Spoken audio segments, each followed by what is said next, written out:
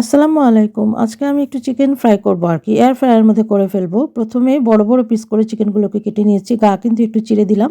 তাহলে সব ধরনের মসলা ঢুকে যাবে আরকি। আমি একটু ঝাল করে করব। সব ধরনের শুকনো মসলা আমি দিয়ে দিব।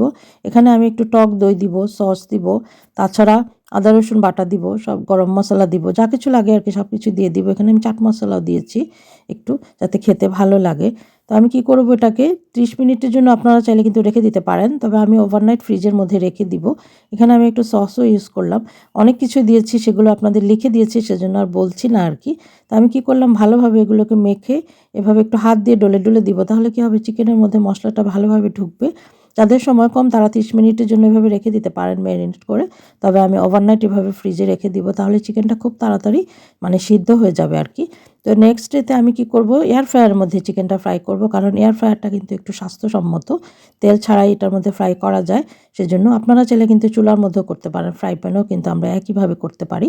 আমি কি করব, এয়ার ফ্রায়ারটার মধ্যে কেমন যেন একটু ড্রাই হয়ে যায়, সেজন্য সামান্য একটু তেল দিয়ে দিলাম।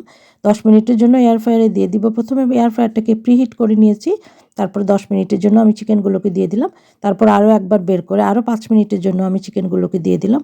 এই তো হয়ে গিয়েছে কিন্তু আমার চিকেন ফ্রাইটা। খেতে কিন্তু অনেক ভালো লাগে। একটু সবকিছু দিয়ে সাজিয়ে দিলাম। এই তো কেমন লেগেছে বলবেন। আল্লাহ হাফেজ।